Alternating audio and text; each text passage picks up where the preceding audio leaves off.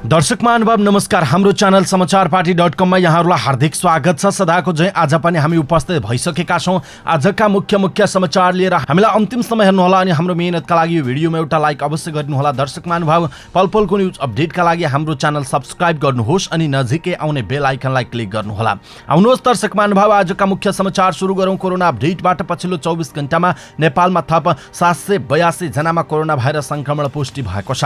स्वास्थ्य तथा जनसंख्या मन्त्रालयका अनुसार 5706 जनाको परीक्षणमा 477 जना पुरुष र 305 जना महिलामा कोरोना भाइरस संक्रमण पुष्टि भएको हो।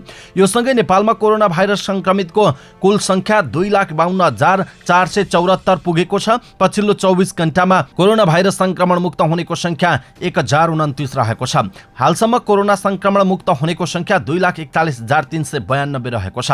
हाल नेपालमा कोरोना भाइरस संक्रमितको सक्रिय संख्या 9,317 रहेको छ। पछिल्लो 24 घण्टामा कोरोना भाइरस संक्रमणका कारण 16 जनाको मृत्यु भएको जनाइएको छ। हालसम्म मृत्यु हुनेको संख्या 1,765 रहेको स्वास्थ्य तथा जनसंख्या मन्त्रालयले जनाएको छ। आउनुहोस् दर्शक महानुभावहरुको समाचारतर्फ लागौं। नेपाली जनताले मध्यावधि चुनावको भाउँतो बेहोर्नु नपरोस् भनेर नेपाल कम्युनिस्ट पार्टी नेकपालाई 5 वर्षसम्म सरकार चलाउन बहुमत दिएका छन्। तर यति बेला राष्ट्रपति विद्यादेवी भण्डारी र प्रधानमन्त्री केपी शर्मा ओली मिलेर संसद विघटन पो गर्ने हुन् कि भन्ने त्रास नेकपाका नेताहरूले व्यक्त गर्न थालेका छन्। प्रधानमन्त्री ओलीले प्रचण्ड र माधव नेपाल लगायतका नेताहरूसँग यसअघि भएका कतिपय छलफलमा प्रधानमन्त्रीबाट हटाउन खोजियो भने कुर्सी भाँच्दिन्छु भनेको र गिरिजाप्रसाद कोइराला असफल भए पनि आफू असफल नहुने बताएको प्रसङ्गलाई नेताहरूले संसद विघटनको मनसासँग जोडेर हेर्न थालेका छन्। पछिल्लो समयमा प्रधानमन्त्री केपी शर्मा ओली आफ्नै पार्टीभित्र अल्पमतमा पर्दै गएपछि उनी निकटस्थ कतिपय नेताले विज्ञहरूलाई टेलिफोन गरेर संसद विघटन गरेर 6 महिनाभित्र मध्यावधि चुनावमा जाँदा के हुन्छ भन्दै राय लिन थालेको पाइएको छ। यो परिघटनाले कतै संसद विघटन गर्न लागि त होइन भन्ने आशंकालाई बल पुर्याएको छ। दर्शक महानुभाव प्रधानमन्त्री केपी शर्मा ओलीले के संसद विघटन गर्न सक्लान्? दर्शक महानुभाव आफ्नो धारणा तलको कमेन्ट बक्समा कमेन्ट गर्नुहोला। आउनुहोस् दर्शक महानुभावहरुको समाचारतर्फ लागौं। सत्तारूढ नेपाल कम्युनिस्ट पार्टी नेकपाका अध्यक्ष एवं प्रधानमन्त्री केपी शर्मा ओली र कार्यकारी अध्यक्ष पुष्पकमल दाहाल प्रचण्ड बीच भेटवार्ता भएको छ। प्रधानमन्त्रीको निवास बालुवाटारमा करिब 45 मिनट कुराकानी भएको बालुवाटार निकट स्रोतले जानकारी दिएको छ। ओलीसँग भेटवार्ता गर्न सभा 5 बजेतिर बालुवाटार पुगेका प्रचण्ड 6:30 बजे फर्किएका छन्। भेटमा पार्टी विवादबारे नै छलफल भएको जनाइएको छ। बिहीबार पनि ओली र प्रचण्ड बीच भेटवार्ता भएको थियो।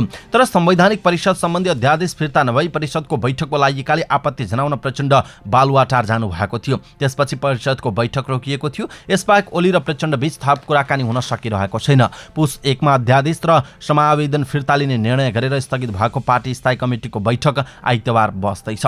आउनुहोस् दर्शक महानुभावहरुको समाचारतर्फ लागौं। पार्टी स्थायी कमिटी बैठक चलिरहेका बेला सत्तारूढ नेपाल कम्युनिस्ट पार्टी नेकपाको प्रचण्ड माधव नेपाल समूहले आफू निकट प्रदेश नम्बर 1 का नेताहरूको भेला गरेका छन्।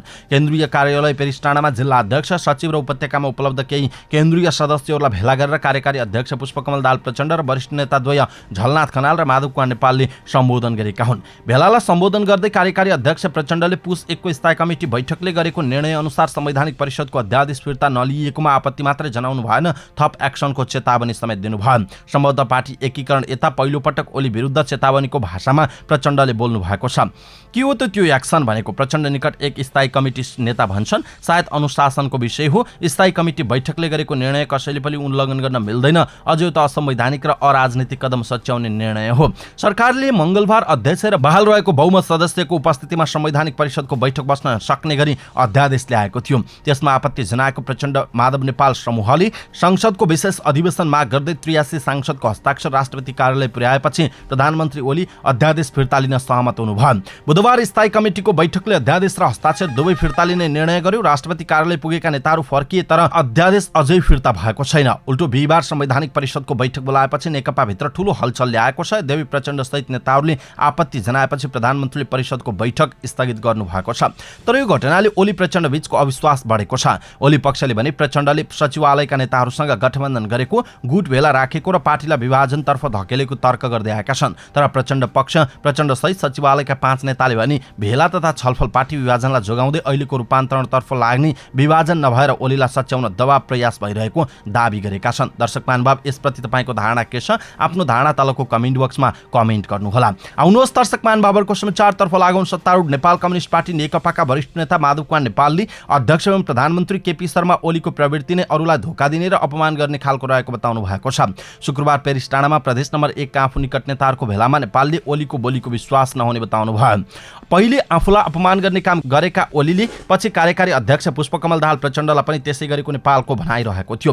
पार्टीका पूर्व प्रमुख र पूर्व प्रधानमन्त्री भइसकेका नेताहरूलाई धोका दिने अपमान गर्ने प्रवृत्ति अझै पनि रोकिएको छैन। सहमति गरेर उठ्यो, भोलिपल्ट होइन भन्नु नै केपी ओलीको योग्यता बनेको छ, नेपालको भनाइ थियो। सबै नेताहरूलाई पालैपालो धोका दिने, झुटो आश्वासन दिने भएकैले पार्टीभित्र नयाँ समीकरण बनेको उहाँको भनाइ छ। अहिले कस्तो अवस्था बन्यो भने धोका पाउने र अपमानित हुनेहरू एक भएको जस्तो देखिएको छ नेपालले भन्नुभयो। तर पार्टीलाई कुनै हालतमा विभाजन हुन नदिने उहाँको भनाइरहेको छ। आउनुहोस् दर्शक महानुभावहरूको समाचारतर्फ लागौँ। सत्तारूढ नेपाल कम्युनिस्ट पार्टी नेकपाका कार्यकारी अध्यक्ष पुष्पकमल दाहाल प्रचण्डले संवैधानिक परिषद सम्बन्धी अध्यादेश फिर्ता नभए थप एक्सनमा जाने बताउनु भएको छ। प्रदेश नम्बर 1 का प्रचण्ड र वरिष्ठ नेता माधव नेपाल निकट नेताहरूको भेलालाई सम्बोधन गर्दै प्रचण्डले अध्यादेश फिर्ता गर्ने पार्टी निर्णय भएकाले कार्यान्वयनमा ढिलाइ गर्न नहुने बताउनु भयो। अध्यक्ष एवं प्रधानमन्त्री केपी शर्मा ओलीसँग अध्यादेश फिर्ता गर्ने बाहेक अर्को विकल्प नभएको प्रचण्डको भनाइ छ। असंवैधानिक र अराजनीतिक अध्यादेश फिर्ता गर्ने पार्टी निर्णय हो, यसको अवज्ञा गरिए हामी एक्सनमा जान्छौँ उहाँले भन्नुभयो। ओलीले पार्टी विभाजन गर्ने योजनाका साथ एकपछि अर्को कदम चालिरहेकोले अध्यादेश पनि ल्याइएको प्रचण्डले बताउनु भयो। तर पार्टी जोगाउँदै ओलीले चाल्ने गलत कदम विरुद्ध जुनसुकै विकल्पमा जान आफूहरू तयार रहेको प्रचण्डको भनाइरहेको छ। आउनुहोस् दर्शक महानुभावहरूको समाचारतर्फ लागौँ। सत्तारूढ नेपाल कम्युनिस्ट पार्टी नेकपाका अध्यक्ष पुष्पकमल दाहाल प्रचण्ड र वरिष्ठ नेता माधव नेपालले नेपाली कांग्रेसका वरिष्ठ नेता रामचन्द्र पौडेलसँग भेटवार्ता गर्नुभएको छ।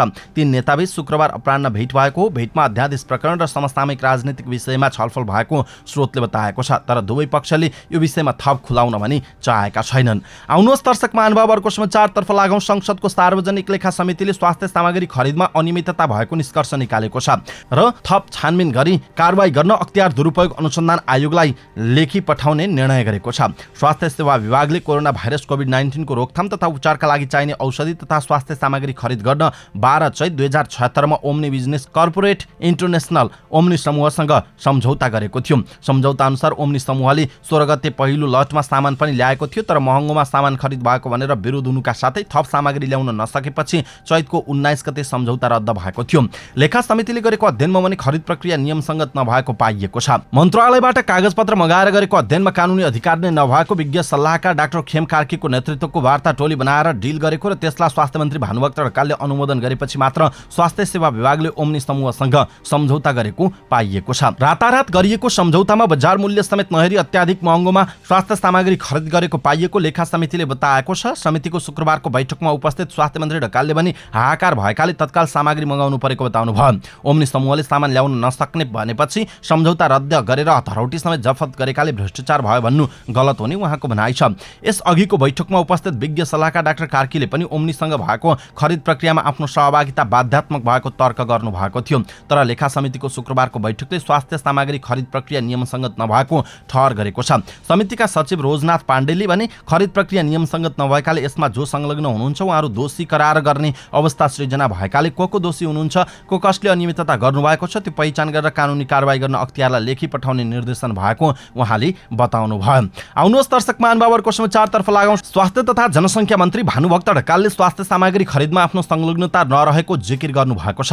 कोरोना महामारीको सुरुवाती चरणमा नेपालमा स्वास्थ्य सामग्री खरिदमा प्रश्न उठेपछि सार्वजनिक लेखा समितिले शुक्रबार मन्त्री ढकाललाई नै छलफलमा बोलाएको थियो। बैठकमा मन्त्री ढकालले स्वास्थ्य सामग्री खरिद प्रक्रिया स्वास्थ्य सेवा विभागको महानिर्देशकको नेतृत्वमा भएको र त्यहाँ मन्त्रीको हैसियतले कुनै पनि अतिक्रमण नगरेको दावी गर्नुभयो। औषधि खरिद प्रक्रियामा मन्त्रीको हैसियतले मेरो कुनै भूमिका छैन। यदि विभागको कुनै कर्मचारीले अनियमितता गरेको प्रमाणित भए कारबाही गर्नका लागि सघाउनेछु र मेरो संलग्नता प्रमाणित भए म सजायको भागीदार बन्नेछु उहाँले भन्नुभयो।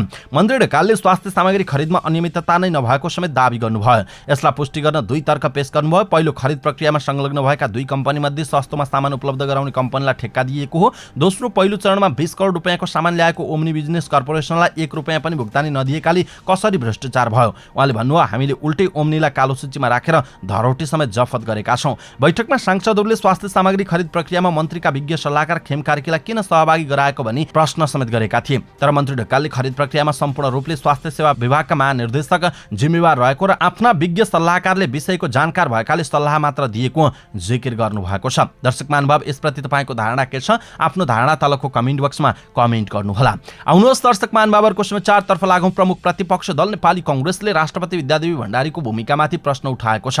एकपटक फिर्ता भएको संवैधानिक परिषद ऐन संशोधन अध्यादेश आउनु साथ जारी गर्नु संविधानको भावना र मर्म विपरीत भएको कांग्रेसको ठहर छ।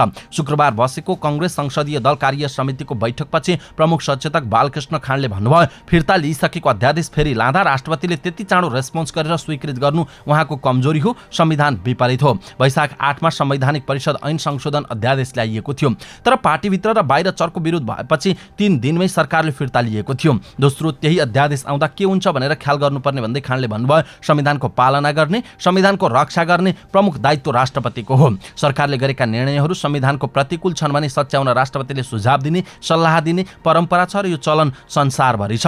नेताहरूका अनुसार बैठकमा कांग्रेस सभापति शेरबहादुर देउवाले राष्ट्रपतिकै कारण सरकार निरङ्कुश र सर्वसत्तावादतर्फ उन्मुख भइरहेको आफूले अनुभूत गरेको बताउनु भएको छ। कांग्रेसले सरकारलाई अविलम्ब अध्यादेश फिर्ता लिन र संसदको हिउँदे अधिवेशन बोलाउन माग गर्ने निर्णय समेत गरेको छ। कांग्रेसले सर्वसत्तावादको यात्रामा अगाडि नबढ्न र संविधानमाथि खेलवाड नगर्न पनि सरकारलाई सचेत गराएको छ। यसैबीच कोरोनाको महामारी व्यवस्थापन गर्न पनि सरकार पूर्ण रूपमा असफल भएको कांग्रेसको ठहर छ। कांग्रेसले उखु किसानहरूले काठमाडौँमा जारी राखेको आन्दोलनमा समर्थन समेत जनाएको छ। कांग्रेसले मोरङको मिक्लाजुङ 1 का शिक्षक राजेन्द्र कुमार श्रेष्ठको हत्याको भर्त्सना गर्दै दोषीलाई कारबाहीको समेत माग गरेको छ। आउनुहोस् दर्शक महानुभावरको समाचारतर्फ लागौं। शुक्रबार अपराह्न करिब 4 बजे पोखरा विमानस्थलबाट बुद्ध एयरको ATR 72 जहाज अवतरण गर्यो। त्यसपछि विमानमा सवार यात्रु 3 छक परे। उनीहरू काठमाडौँबाट जनकपुर जान भनेर विमान चढेका थिए। आफू चढेको जहाज पोखरा अवतरण भएको थाहा पाएपछि उनीहरू अलमलमा परे। आखिर किन यस्तो भयो त? पोखरा विमानस्थलका प्रमुख भोला गुरागाईका अनुसार पोखरा विमानस्थलमा सुरक्षित अवतरण गरेपछि मात्र यात्रुले आफूहरू जनकपुर नभई पोखरा आएको पत्तो पाएका थिए। सामान्यतया आकाशमा कुनै पनि प्राविधिक गडबडी भएमा जनकपुरको मौसम सफा नभएमा अवतरण हुन नसकी विकल्प खोज्नु सामान्य हो, तर शुक्रबार त्यस्तो कुनै अवस्था थिएन। गुरागाई भन्नुहुन्छ सेफ्टीका कारण जहाज पोखरा आएकै हो। त्यसो भए भएको चाहिँ के थियो त? विमानस्थल स्रोतका अनुसार त्रिभुवन विमानस्थलमा ग्राउन्ड ह्यान्डलिङमा कम्पनीबाट खटिएका कर्मचारीहरूको कमजोरीले यस्तो हुन पुगेको हो। बुद्ध एयरको उडान नम्बर 607 जहाज पोखराका लागि पूर्व निर्धारित उडान थियो। सोही कारण दुवै विमानस्थलका कन्ट्रोल टावरले यो जहाजलाई पोखरा उडानको अनुमति दिए। तर जहाजमा पोखरा जाने यात्रु बोर्ड गर्नुपर्ने चढाउनु पर्नेमा असावधानीवश जनकपुर जाने यात्रु चढाइयो। फलस्वरूप पोखरा जाने जहाजमा जनकपुरका यात्रु भरेर उडाइयो। यसको सुईको चालक दलले पनि पाएनन्। हरेक उडानको सुरु र अन्तिममा पाइलट र एयर होस्टेजले गन्तव्यबारे जानकारी दिन्छन्। यो उडानका दौरान पक्कै पनि उनीहरूले त्यो जानकारी दिएका हुन सक्छन्। विमान पोखरा पुग्दासम्म पाइलट र एयर होस्टेजको एनाउन्समेन्टमा यात्रुले किन प्रतिक्रिया दिएनन् त? यो विषय पनि अचम्म लाग्दो भएको विमानस्थलका प्रमुख गुरागाई पनि बताउँछन्। काठमाडौँ विमानस्थलबाट पोखराका लागि निर्धारित उडान भएका कारण पाइलटको समेत यो उडानमा गल्ती नदेखिएको विमानस्थल स्रोतको भनाइ छ। यद्यपि यस विषयमा छानबिन हुने काठमाडौँ विमानस्थलका एक अधिकारीले जानकारी दिएका छन्। पोखरा विमानस्थलका प्रमुख गुरागाईका अनुसार जनकपुरका यात्रु बोकेर पोखरा पुगेको जहाजलाई इन्धन भराएर पुनः काठमाडौँको आकाश हुँदै जनकपुर पठाइएको छ। जहाजले जनकपुरमा सफल अवतरण समेत गरेको छ। दर्शक महानुभाव, यसप्रति तपाईँको धारणा के छ? आफ्नो धारणा तलको कमेन्ट बक्समा कमेन्ट गर्नुहोला। आउनुहोस् दर्शक महानुभावरको समाचारतर्फ लागौं। संस्कृति, पर्यटन तथा नागरिक उड्डयन मन्त्री योगेश भट्टराईले सन् 2021 लाई आन्तरिक पर्यटन भ्रमण वर्षका रूपमा जोड दिने बताउनु भएको छ। सोही कारण 2 दिन सार्वजनिक विधाको अवधारणा ल्याइएको उहाँले बताउनु भएको छ। निजामती कर्मचारीहरूको आधिकारिक ट्रेड युनियन केन्द्रीय कार्य समितिले शुक्रबार आयोजना गरेको पर्यटनमा कोभिड-19 को प्रभाव र भावी कार्यदिशा विषय गोष्ठीलाई सम्बोधन गर्दै मन्त्री भट्टराईले औपचारिक घोषणा नभए पनि सन् 2021 नेपालका लागि आन्तरिक भ्रमण वर्ष भएको उल्लेख गर्नुभयो।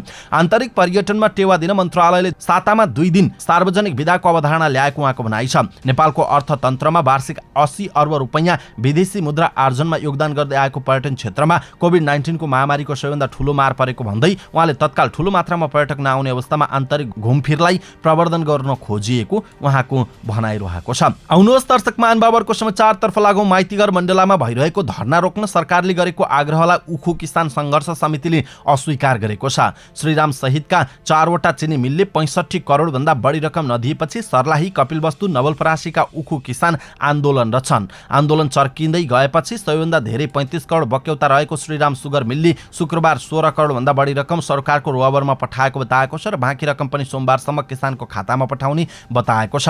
लगत्तै उद्योग वाणिज्य आपूर्ति मन्त्री लेखराज भट्ट र संघीय मामिला तथा सामान्य प्रशासन मन्त्री हृदय त्रिपाठी धरनास्थल माइतीघर मण्डला पुगेर आन्दोलन स्थगन गर्न किसानहरूलाई आग्रह गरेका थिए। तर आन्दोलनरत किसानहरूले भने अझै विश्वासको वातावरण नबनेको बताएका छन्। शुक्रबार साँझ काठमाडौँमा बसेको उखु किसान संघर्ष समितिको बैठकले भुक्तानी दिलाउन सरकारले गरेको प्रयास सकारात्मक भए पनि विश्वासको वातावरण नबनेको भन्दै आन्दोलनलाई निरन्तरता दिने बताएको छ। केही चिनी मिलबाट भुक्तानीको सुरुवात थालिएकोमा सरकारलाई धन्यवाद छ, तर अझै विश्वासको वातावरण बनेको छैन। त्यसैले आन्दोलन नरोक्ने निर्णय गर्यौं, समितिका संरक्षक राकेश मिश्रले भन्नुभएको छ। श्रीराम सुगर मिलले भुक्तानी थालेको जानकारी सरकारबाट पाए पनि अन्य मिलले रकम दिने सुनिश्चित हुन नसकेको किसानहरूले बताएका छन्। संघर्ष समितिले भुक्तानी ग्यारेन्टी कार्यविधि निर्माण गर्न र उच्चस्तरीय समिति बनाउन सुझाव दिने निर्णय गरेको मिश्रले जानकारी दिनुभएको छ। आउनुहोस् दर्शक महानुभावहरूको समाचारतर्फ लागौं। कोरोना भाइरस महामारीका कारण बन्द रहेको काठमाडौँको कश्मीरी मस्जिद शुक्रबार खुलेको छ। मस्जिद खुलेको पहिलो दिन कश्मीरी मस्जिदमा इस्लाम धर्मावलम्बीहरूको भिड लागेको छ। उनीहरूले सामूहिक रूपमा अल्लाहको दर्शन गर्ने र नमाज पढ्ने गरेका छन्। 2076 साल चैत महिनामा सरकारले लकडाउन गरेपछि मस्जिदहरू बन्द रहेका थिए। पछिल्लो समय सरकारले स्वास्थ्य मापदण्ड अपनाएर धार्मिक स्थलहरू खोल्न सकिने निर्णय गरेसँगै मस्जिदहरू खुलेका हुन्। दर्शक महानुभाव यसप्रति तपाईँको धारणा के छ? आफ्नो धारणा तलको कमेन्ट बक्समा कमेन्ट गर्नुहोला। आउनुहोस् दर्शक महानुभावहरूको समाचारतर्फ लागौँ। गत मङ्गलबार अमेरिकाको वाशिङटन डीसीमा बसेको मिलेनियम च्यालेन्ज कर्पोरेसन एमसीसीको बोर्डमा नेपालमा एमसीसी परियोजनाको पछिल्लो अवस्थाको बारेमा छलफल भएको छ। सोही बोर्डले श्रीलङ्काको प्रस्तावित कम्प्याक्ट अनुमोदन र कार्यान्वयनमा ढिलाइ भएको भन्दै निरन्तरता नदिने निर्णय गरेको थियो। हरेक 4 महिनामा एमसीसी परियोजनाबारे छलफल गर्नका लागि बोर्डको बैठक बस्ने गर्दछ।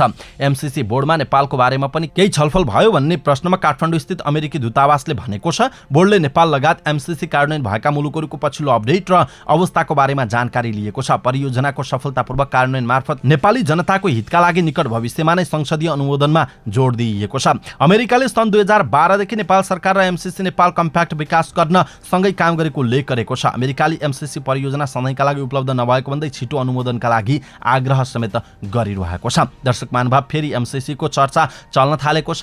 बोर्डमा यसको विषयमा छलफल भएको छ। यसप्रति तपाईँको धारणा के छ? आफ्नो धारणा तलको कमेन्ट बक्समा कमेन्ट गर्नुहोला। आउनुहोस् दर्शक महानुभाव अर्को समाचारतर्फ लागौँ। पछिल्लो केही दिन यता काठमाडौँ सहित देशभर चिसो बढेको छ। काठमाडौँमा शुक्रबार वर्षकै न्यूनतम तापक्रम 1.6 डिग्री सेल्सियस मापन गरिएको थियो। बिहिबार काठमाडौँको न्यूनतम तापक्रम 2.2 डिग्री सेल्सियस थियो। अघिल्लो वर्षको तुलनामा यस वर्ष बढी चिसो भएको जल तथा मौसम विज्ञान विभागले जनाएको छ। गत वर्ष पुस 3 गते काठमाडौँको न्यूनतम तापक्रम 3.3 डिग्री सेल्सियस रहेकोमा यस वर्ष 1.6 पुगेको छ।